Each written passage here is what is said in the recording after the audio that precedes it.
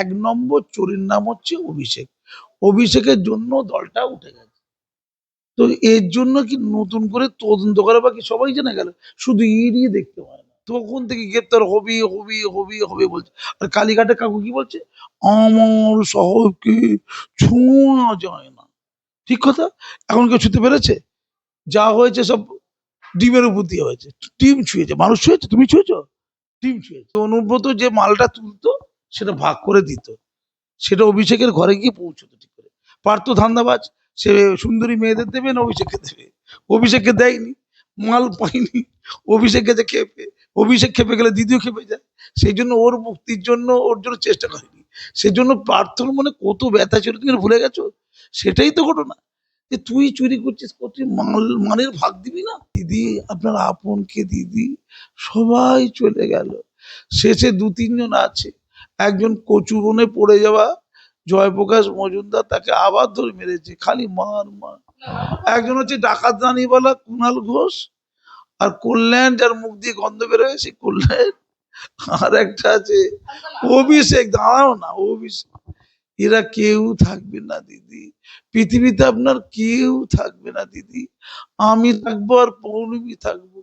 আমরা দুজন মিলে আপনাকে কালীঘাটে বসিয়ে দিয়ে আসবো, একটা ভালো দামি থালা দিয়ে আসবো, আপনি ওখান থেকে পয়সা সংগ্রহ করবেন। ঠাকুর দিন যে গেল, সন্ধে হলো, পার করো আমার গানটা। কখনো কখনো চচ্চড়ি মাছ করে দিতে হয়, আবার পেছনে লাথি করে তাড়িয়ে দিতে হয়। এরা পেছনে লাথি খাওয়ার জন্য ওয়েটিং লিস্টে আছে। আমার মায়া হচ্ছে গো, একটা রোগা মতো ছেলে, ছোট ছেলে, তাকে তোমরা এভাবে বিদ্ধ করবে? তোমাদের মনে কোনো মায়া দয়া নেই? সে না আর কি করে নিজেকে রয়্যাল বেঙ্গল টাইগার বলেছিল একবার, তার ডিজে বাজানোর শখ। সে না হলে বলেছিল 4 তারিখের পর ডিজে একটু বাজাবো। তো তা বলে তোমরা সবাই মিলে এরকম করবে? সে তো সেনাপতি ছিল, নাহলে একটু হেরেই গেছে। তো সেনাপতি হেরে গেলে সবাই মিলে তার সঙ্গী সাথীরা এরকম করবে? বিরোধী পক্ষ কিছু করতে পারে, আক্রমণ করতে পারে, তার সম্পত্তি কেড়ে নিতে পারে, তাকে হত্যা করতে পারে, এটা বিরোধী পক্ষ করতে পারে। নিজের দলের যারা সৈনিক সেনাপতিকে এমন করবে? এ কি বিশ্বাসঘাতক রে ভাই! আবার দেখো দ্বিমুখী আক্রমণ। একদিকে তাহলে তাদের দলের লোকগুলো সব মির্জাপুরেতে চলে গেছে, 20 জন পাল্টি খেয়েছে, মানে 28 জনের মধ্যে 20 জন। তাদের কি অনুপ্রেরণা বাবারে, কি মহৎ! তারা নাকি বিদ্রোহ করছে। যে বিদ্রোহ তো নীতিগত কারণে লোক করে। আমরা যত পৃথিবীতে বিদ্রোহ দেখেছি নীতির কারণে করেছে। নীতি, নৈতিকতা, মূল্যবোধ, মানবতা, এই কারণে বিদ্রোহ করে। মিডিয়ার গুলো কি মাথা খারাপ হয়েছে?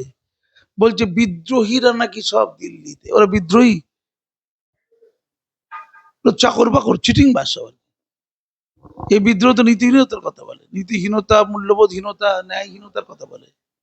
ফলে বিদ্রোহী শব্দটাকে এইভাবে মিডিয়া যেন অপবিত্র না করে, আমি চেতাবনী দিচ্ছি মিডিয়াকে। অভিষেক যদি গ্রেপ্তার যদি না করে ভালোবেসে, যদি সিআইডি তো কতদিন করেনি, সিআইডি করেনি, ইডি করেনি, বেড়াতে যায়, অভিষেকদের বাড়িতে বেড়াতে যায়। সুন্দর একটা স্বয়ংক্রিয় যন্ত্র আছে উপরে ওঠার, হ্যাঁ, একটা লিফট আছে সুন্দর, তো বেড়াতে যায়। তোকে কেউ ধরেছে? ঘুরতে বেড়াতে সুন্দর ঘর হলে সব যায় না, যায়, বেড়াতে গেছে, ধরবে না। তো আমি বরঞ্চ অভিষেককে হাত ধরে বলবো, চলো যাই তিহার জেলে ঘুরে বেড়াই। অভিষেককে তিহার জেলে নিয়ে যাবো আমরা, আমরাই নিয়ে যাব। নিজে থেকে অভিষেকের তিহার জেলে চলে যাওয়া উচিত। তুই গ্রেপ্তার করলে কি হবে? অভিষেক কষ্ট হতে পারে না, সে শুয়ে পড়বে, শুয়ে বলল বুকে ব্যথা, তারপর হসপিটালে যাবে, তারপর জামিন পেয়ে যাবে। তার আগে ওকে গ্রেপ্তার করে কি এতে নিয়ে যাওয়া যাবে? কোথায়? তিহারে? না নিয়ে গেলে খামোখা পয়সা নষ্ট হচ্ছে। আজ ইডি কে পয়সা দেয়? আমরা দিই তো, আমাদের ট্যাক্সের টাকায় তো ইডি সিবিআই চলে নাকি, সিআইডি চলে। আচ্ছা কতদিন অভিনয় হবি? কবি থেকে সেই ছোটবেলা, তখন আমি জন্মেছি কিনা সন্দেহ আছে, তোর কি জন্মে গিয়েছিলাম? তখন থেকে গ্রেপ্তার হবি হবি হবি হবে বলছে। আর কালীঘাটে কাকু কি বলছে? আমার সাহেবকে ছোঁয়া যায় না। ঠিক কথা। এখন কেউ ছুতে পেরেছে? যা হয়েছে সব ডিমের উপর দিয়ে হয়েছে। টিম ছুঁয়েছে, মানুষ ছুঁয়েছে, তুমি ছুঁয়েছো? টিম ছুঁয়েছে। কোটি টাকা না দিলে জয়েনিং আটকে দেওয়ার হুমকি দিয়েছিলেন অভিষেক বন্দ্যোপাধ্যায় খোদ, এবং নিয়োগ দুর্নীতি নিয়ে সিবিআই চার্জশিটে বিস্ফোরক দাবি। শুধু চার্জশিটের নাম বা উল্লেখ থাকলেই কি কাউকে অভিযুক্ত হিসেবে ধরে নেওয়া যায়? দেখো, প্রত্যেকটা তৃণমূলের এমএলএ, প্রত্যেকটা তৃণমূলের এমপি, প্রত্যেকটা মানে কি 80% বা 90% যারা, তারা প্রত্যেকে বলছে মূল চোরের নাম হচ্ছে অভিষেক। এটা আমি বলিনি গো, প্রত্যেকে বলছে। আমরা সে পাগলটা করলো অনেক আগে একবার পাগলামি করতে গিয়ে বলেছিলাম, তোমাদের চ্যানেলে কাজ নেই কোম্পানি ফালতু বকবক করি, সেটা করতে গিয়ে বলেছি। কিন্তু ওনার নিজের বিধায়ক, ওনার নিজের সাংসদ অভিষেক যাদেরকে টিকিট দিয়েছে, যাদেরকে টিকিট বিলি করেছিল, কিছু নিয়ে করেছিল কেন জানি না, রাগাছি কিনা জানি না, তারা বলছে 1 নম্বর চোরের নাম হচ্ছে অভিষেক। অভিষেকের জন্য দলটা উঠে গেছে। তো এর জন্য কি নতুন করে তদন্ত করা বাকি? সবাই জেনে গেল, শুধু ইডি দেখতে পায় না, কালীঘাটের কাকুও দেখতে পায় না, ইডিও দেখতে পায় না, আর সিবিআইও দেখতে পায় না, ওর এখন সিআইডি এসছে সেও দেখতে পায় না। কিন্তু মাসুম আক্তার নিজেই প্রমাণ করে দেবে, এই বান্দা যে অভিষেক চোর, আমি একলা প্রমাণ করে দেবো, আমি গিয়ে সিবিআই প্রমাণ করে দেবো। তাহলে এতদিন ধরেনি কেন? কি প্রমাণ করবেন অভিষেক আছে, আমার তথ্য আছে। আচ্ছা তুমি বলো তো, কতবার বলেছি ওর যে শান্তিনিকেতনের বাড়িটা ক টাকা দাম, আর ওর ক টাকা ইনকাম, কি পায়? আমার চেয়ে ক টাকা বেতনও বেশি পায়, তাহলে তৈরি করলো কোথেকে টাকা? আপনি তো একজন হাই স্কুলের প্রধান শিক্ষক মাত্র, একজন সাংসদ, তার সাথে তুলনা। আমার চেয়ে সামান্য টাকা বেশি পায়। বিধায়কদের বেতন আমার চেয়ে কম, ভাই আমার সমতুল্য। চুরি করি না, শুধু তফাৎ কি, চুরি করেছে, চুরি করিনি, টক্কা অথবা ফক্কা। চুরি করলে শান্তিনিকেতন হয়, আর চুরি না করলে কাজী মাসুম আক্তারের ছোট্ট ফ্ল্যাট হয়, এই তো ডিফারেন্স। এইটার জন্য কি বেশি কেচ্ছা কাহিনীর দরকার আছে? হ্যাঁ, বলো। যে খবর এসছে যে সুজয় কৃষ্ণ ভদ্রর নেতৃত্বেই সেই বৈঠক সংগঠিত হয়েছিল, যেখানে কুন্তল শান্তনুদের জানিয়েছিলেন অভিষেক জানতে পেরেছেন যে প্রাথমিক নিয়োগে পার্থ চট্টোপাধ্যায় মোটা টাকা নিচ্ছেন। পার্থ চট্টোপাধ্যায় যে টাকা নিয়েছেন সেটি তার ভাগ তিনি কেন পাননি, এই প্রশ্ন অভিষেক বন্দ্যোপাধ্যায় তোলেন। সে বিষয়ে অসন্তোষ প্রকাশ করেন অভিষেক বন্দ্যোপাধ্যায়। এমনকি টাকা ভাগাভাগি নিয়ে পার্থ চট্টোপাধ্যায় এবং অভিষেক বন্দ্যোপাধ্যায়ের মধ্যে দ্বন্দ্ব বেঁধে গিয়েছিল। সিবিআই চার্জশিটে খবর ইতিমধ্যে যে বেআইনি নিয়োগ হয়েছিল তার জন্য 15 কোটি টাকা চেয়েছিলেন অভিষেক বন্দ্যোপাধ্যায়। টাকা না পেলে প্রত্যেকটি চাকরি প্রার্থীকে বলেছিলেন তাদের যে রীতিমতো তাদের জয়নিং আটকানোর হুমকি দিয়েছিলেন। পরবর্তীতে সুজয় কৃষ্ণ মারফত আরো 20 কোটি টাকা দেওয়া হতো অভিষেক বন্দ্যোপাধ্যায়কে। অভিযোগ সব মিলিয়ে চাকরি বিক্রি করে বাজার থেকে 100 কোটি টাকা তোলার একটা টার্গেট বেঁধে দিয়েছিলেন সুজয় কৃষ্ণ ভদ্র। আর সেই টাকা তোলার নির্দেশ দেওয়া হয়েছিল শান্তনু কুন্তলদের। কি বলবেন, 100 কোটি টাকা মানে কি চলছে? দেখো, তোমরা একটা কথা মাথায় রাখো। আচ্ছা, মনে পড়ে তোমার, দুজনই জেলে ছিল, অনুব্রত জেলে ছিল আর পার্থ জেলে ছিল। পার্থর মনে অনেক ব্যথা হয়েছিল, অর্পিতা ছাড়া কেউ তাকে ফ্লাইং কিস দেয়নি, দিদিও তার দিকে ফিরে তাকায়নি। সে বলেছিল কি, যে অনুব্রতের জন্য কত চিন্তা দিদি, তাকে ছাড়ানোর জন্য কত লইয়া দিয়েছে, পার্থর জন্য দেয়নি। এটা কারণ কি ছিল জানো তুমি? এইটি ছিল কারণ, যে অনুব্রত যে মালটা তুলতো সেটা ভাগ করে দিত, সেটা অভিষেকের ঘরে গিয়ে পৌঁছতো ঠিক করে। পার্থ ধান্দাবাজ, সে সুন্দরী মেয়েদের দেবে না অভিষেককে দেবে, অভিষেককে দেয়নি, মাল পাইনি, অভিষেককে যে খেপে, অভিষেক খেপে গেলে দিদিও খেপে যায়, সেই জন্য ওর মুক্তির জন্য ওর জন্য চেষ্টা করেনি। সেই জন্য প্রার্থনার মনে কত ব্যথা ছিল, তুমি ভুলে গেছো? সেটাই তো ঘটনা, যে তুই চুরি করছিস, তুই মানের ভাগ দিবি না, তুলা তুলেছিস তুই তার ভাগ দিবি না। যত চুরি যায় কোথা, তোমাদের চ্যানেলে বলেছি বারবার করে, চোরগুলো তলা থেকে শুরু হয়, খাল বিল থেকে নদী, নদী থেকে সমুদ্র, সমুদ্র থেকে মহাসমুদ্র। শান্তনুদের যে ভূমিকা সেটা নিয়ে কি? খাল বিল, কুন্তল শান্তনু হচ্ছে পয়সাটা কালেকশন করে, খাল বিল এটা পয়সা তোলে, তুলে কোথায় যায়, আর একটু উপরে যায়, কালীঘাটের কাকুর কাছে যায়, ওটা হচ্ছে নদী। কালীঘাটের কাকুর কাছ থেকে কোথায় যায়, এই কালীঘাটের কাকুর আগে আবার এবারে মধ্যে দুটো দল আছে, যেমন পার্থ চট্টোপাধ্যায়, এরা হচ্ছে মন্ত্রী, এরা হচ্ছে সমুদ্র, আর এদের কাছ থেকে কোথায় যাওয়ার কথা, মহাসমুদ্র, সেটা হচ্ছে অভিষেক। কিন্তু বলেছি, তদন্তের এই পর্যায়ে কি অভিষেক বন্দ্যোপাধ্যায়কে জিজ্ঞাসাবাদের গুরুত্বটা ঠিক স্যার কোথায়? এত জিজ্ঞাসা আছে, জিজ্ঞাসাটাই বাদ হয়ে গেছে। কত সব তো যেদিকে তাকাচ্ছে সেদিকে চুরি, যেদিকে তাকাবে, যেদিকে তাকাই সাগর শুকায় যায় বলে গান আছে না, যেদিকে তাকাবে, ও দাঁতের দিকে তাকালে দেখা যাবে দাঁতটা বাঁধিয়ে চলে চুরির পয়সা, ও চশমার দিকে তাকালে দেখা যাবে চশমাটা কিনেছে চুরির পয়সা, চশমার ভিতরে চোখের দিকে তাকালে দেখা যাবে চোখটা যে সারিয়েছিল হসপিটালে গিয়েছিল ওটা চুরির পয়সায়, জামাটা ওটা চুরির পয়সায়, যেদিকে তাকাই সাগর শুকিয়ে যায়। না, ও জমি দুর্নীতি মামলায় অভিষেক বন্দ্যোপাধ্যায়ের পিএ অর্থাৎ আত্মসহায়ক সুমিত রায়ের বিরুদ্ধে গ্রেফতারি পরোয়ানা জারি করা হয়েছে। রীতিমতো শালবনীর পুলিশ অভিষেক বন্দ্যোপাধ্যায়ের বাড়িতেও পৌঁছয়। শালবনী এলাকায় রীতিমতো সেই এলাকায় প্রায় 200 বিঘা মতো জমি, একদম সরকারি জমি, ভুয়ো রেকর্ড বানিয়ে বিক্রির অভিযোগ রয়েছে। সুমিত রায়ের নাম উঠে এসেছে সে প্রসঙ্গে। শালবনীর বিধায়ককে জেরা করার মাধ্যমেই তল্লাশি অভিযানের পর আরো কড়া পদক্ষেপ আধিকারিকদের, খোঁজ না মেলায় এখনো সুমিত রায় অধরা। অনেকে বলছেন যে সুমিত রায়কে রিজু দত্ত তৃণমূলের একজন সক্রিয় কর্মী ছিলেন, তিনি বলছেন যে সুমিত রায়কে ধরা যাবে না কোনো মতেই, কারণ সুমিত রায়কে ধরা গেলেই বিস্ফোরণ হবে। শালবনী থানাতে সুমিত রায়ের বিরুদ্ধে আর্থিক দুর্নীতি এবং জমি প্রতারণার অভিযোগ দায়ের করা হয়েছে, কি বলবেন? এই সুবিধা দেখতে পারলো ওরকম করছে কেন? আচ্ছা, সুমিত রায় তার আত্মসহায়ক, তো সে একটু চুরি করবে না? সে খাবে কি? তোমরা না খামা প্রশ্ন করছো। আচ্ছা, ওর যত কেউ আছে, এমনকি বাড়ির কাজের লোক, সেও চোর, সেও এলাকাতে তোলা আদা করেছে। আমি অভিষেকের বাড়ির কাজের লোক, এটা বলে তোমাদের বাড়িতে তোলা আদা করেনি? তোলা আদায় করার সর্বোচ্চ যে বস, তার যে পিএ, সে তো চুরি করবে না? শালবনী থেকে চুরি করবে না? ও তো চুরি করার জন্যই তোর পিএ হয়েছে। কি যে না উল্টো পাল্টা কোশ্চেন করে, বাড়ির কাজের লোক চুরি করেছে। সুমিত রায়ের বাড়ির শেষ লোকেশন পটুয়াপাড়ায় অভিষেক বন্দ্যোপাধ্যায়ের বাড়িতে পাওয়া যায়, কিন্তু অভিষেক বন্দ্যোপাধ্যায়ের বাড়ির তালা ভেঙে সুমিত রায়ের খোঁজ পাওয়া গেল না। লাস্ট মোবাইল টাওয়ার লোকেশন যেখানে পাওয়া গেল, অভিষেক বন্দ্যোপাধ্যায় বলছে আমি জানি। তো লোপাট হয়ে গেছে। যেটা বেড়াতে যায় কেন বলতো? এই তোমার বাড়িতে না তদন্ত করতে যাবো, তুমি তোমার বাড়ির যা কিছু চুরি চামারি সম্পদ কাগজপত্র সব লুকিয়ে ফেলেছে। এই যে এগুলো কোনো কথা? ওরা তো জানে হেরে গেছে, ক্ষমতা চলে গেছে, সবাই পালিয়ে গেছে, দিল্লিতে গিয়ে মহোৎসব করে ফেলেছে, ভুরিভোজ খেয়ে নিয়েছে। তো ওরা তথ্য রেখে দেবে? ওরা কি তথ্য রেখে দেবে? এই যে বলছে তোমার অভয়া কাণ্ড, তথ্য রেখে দেবে? তো কোথায় লোপাট হয়ে গেছে? কিচ্ছু হবে না, কিচ্ছু হবে না, বলো। মহাকাণ্ডে অভয়ার বডিটাই ছিল সর্বোচ্চ তথ্য যেটা লোপাট হয়ে গিয়েছিল।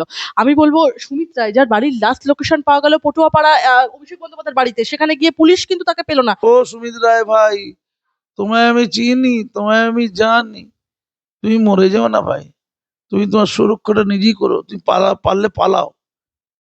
আর তুমি যেটা বলেছো, এই পৌলমী না ঠিক বলছে, জানেন তো, আপনার নিরাপত্তার প্রবলেম আছে, আপনাকে যে করে দিয়ে মেরে দিতে পারে। আপনার জন্য বড্ড মায়া, আপনার মুখটা কি মিষ্টি, আপনি প্লিজ পালান। দুটোর মধ্যে একটা টস করো, হয় লুকিয়ে পড়েছে কোথাও, আর লুকিয়ে দিয়েছে তাকে বডিটা, মানে জানতো না এমনি, তো এটা হতে পারে তো, মেরে দেবে, রেখে লাভটা কি? আর তো টাকা ইনকাম করে দেবে না, টাকা যে ইনকাম করে দেন তার কোনো মূল্য আছে? হ্যাঁ, টাকা ইনকাম করে দিচ্ছে না, টাকার বাইরে কিচ্ছু নেই। টাকার বাইরে অভিষেক মমতার নয়, মমতা অভিষেকের নয়, কেউ কারো নয়, টাকাই শেষ কথা। নাহলে এ কথা বলতে পারে রিজু দত্ত, সে বলেছে অভিষেক আরজি করের আন্দোলনে এমন ষড়যন্ত্র করেছিল যাতে দিদি সরকার পড়ে যায়, তো বলেছে তো, রিজু দত্ত বলেছে তো। ছি ছি ছি ছি। দিদি, আপনার আপনকে দিদি সবাই চলে গেল, শেষে 2-3 জন আছে, একজন কচু বনে পড়ে যাওয়া জয়প্রকাশ মজুমদার, তাকে আবার ধরে মেরেছে, খালি মার মার। একজন হচ্ছে ডাকাত রানীবালা কুণাল ঘোষ, আর কল্যাণ যার মুখ দিয়ে গন্ধ বেরোয় সেই কল্যাণ, আর একটা আছে অভিষেক, দাঁড়াও না, অভিষেক।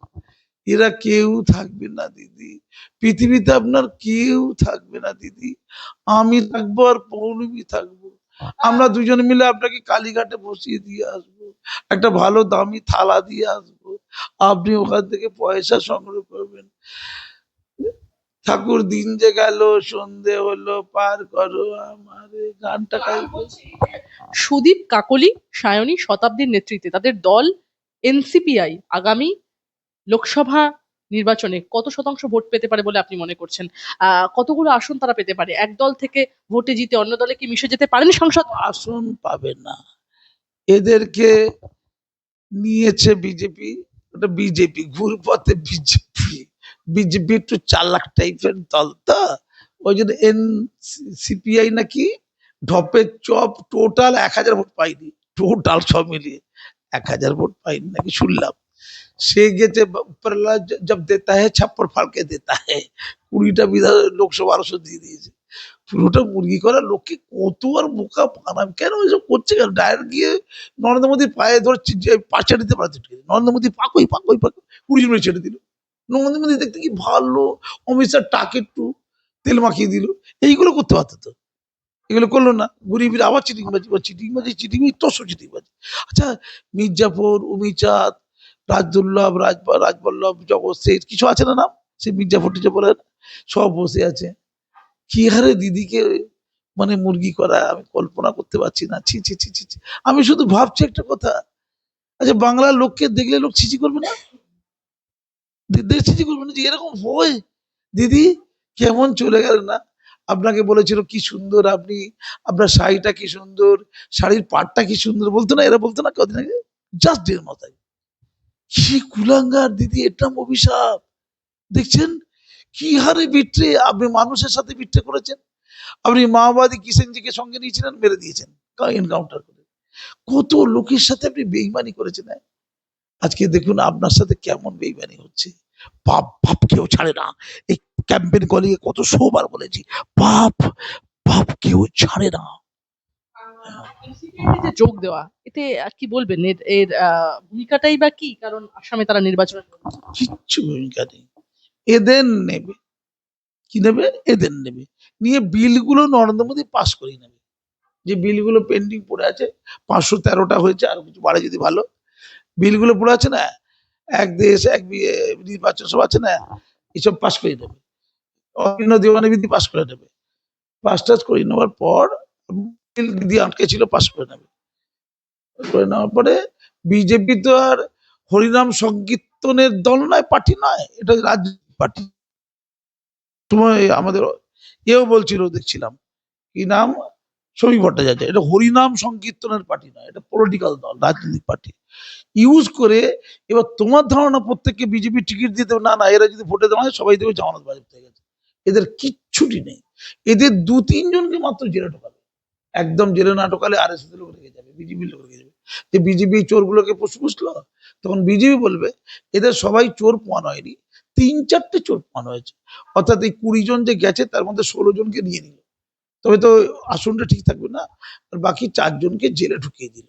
এই কাজটা করবে, এরাও জেলে যাবে, কেউ কি যাবে। যেমন ধরুন এ বলছে ওই তাহের, আবু তাহের, মুর্শিদাবাদের বিধায়ক এমপি, সে বলছে আমরা অনেক পাপ করেছি, তো আমাদের অনেক অসুবিধা আছে, আমাদের প্রবলেম আছে, তাই খেয়েছি, তারপরে চুরি করেছি, ধরা পড়বো, যদি বাঁচিয়ে দেয়। কি রে ভাই, এই বাম্মাকে বিক্রি করে দেবে, এই বাম্মাকে মেরে দিতে হবে যদি বেঁচে যাই।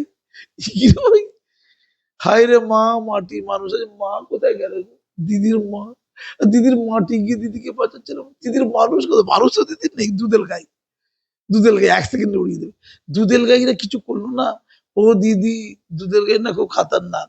আপনি যে কিছু কমেন না ঢেঁড়স, আপনি যে 15 বছর নিয়ে 15 বছর ধরে দুধেল গাইতে খেলেছেন, এটা কিন্তু দুধেল গাইরা বুঝে যাচ্ছে। আর দুধেল গাই খেপে গেলে কিন্তু আপনি পশ্চিমবঙ্গে থাকবেন না। দুধেল গাইরা কিন্তু সনাতনী নয়, তারা গোবর চুড়বে না, নরম নরম চুড়বে না, তারা টমেটো, গোবর, ডিম চুড়বে না, তারা পাত্তার ভাজি করবে, পাত্তার ভাজি, পাথর মেরে দেবে। 3টে পাথর মারবে, আপনি আর ভাইপো অকা, ঠ্যাং উল্টে পড়ে থাকবে। ধন্যবাদ। আমার শেষ একটাই প্রশ্ন আপনার কাছে, একদম শেষে চলে এসেছি, সেটা হচ্ছে এই যে তৃণমূল বিদ্রোহ কথাটা অবশ্য ব্যবহার করতে আপনি বারণ করলেন আমাকে।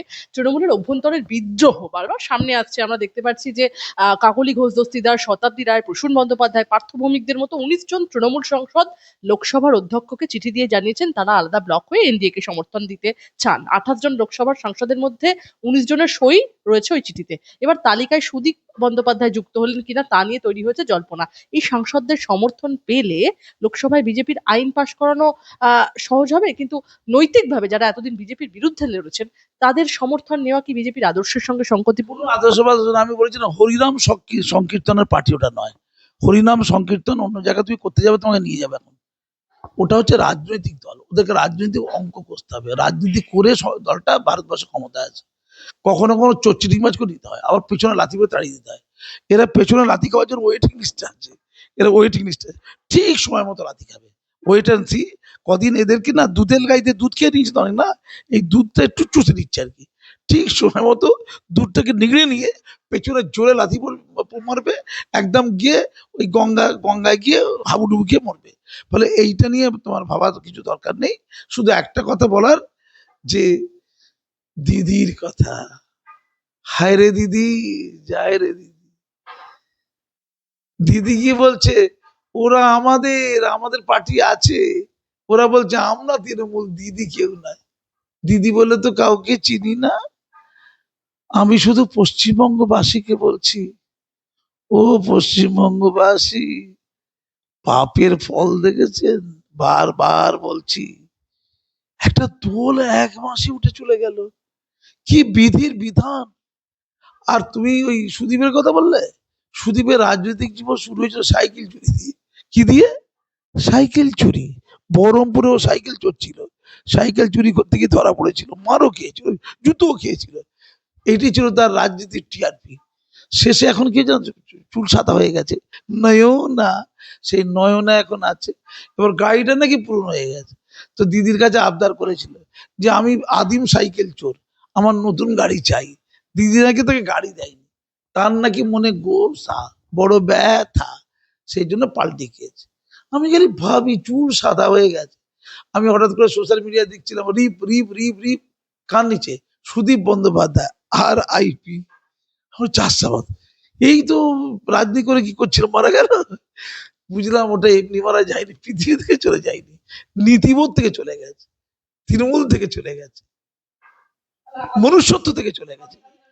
এটা প্রশ্ন করে নি, আপনি একটু আগে একটা কথা বললেন যে সুজয় কৃষ্ণ ভদ্র উদ্দেশ্যে আপনি প্রশ্ন ছুড়ে দিলেন যে তার সাহেবকে তো এখন মানে ডিম ছুটছে, ইডি সিবিআই এর একদম তার সাহেবকে নিত্যদিন ছুটছে। সেখানে দাঁড়িয়ে এই ডিম ছোড়া প্রসঙ্গে কিন্তু মহুয়া মৈত্র একদম তিনি কিন্তু ভিডিও বার্তা দিয়েছেন যে তার যে তাকে যদি ডিম ছোড়া হয় তাকে মহিলাদের উদ্দেশ্যে তিনি 156 ধারায় মামলা রুজু করবেন এবং কোর্ট কাছারি করিয়ে ছাড়বেন, একদম এরকম একদম রীতিমতো হুমকি দিচ্ছেন।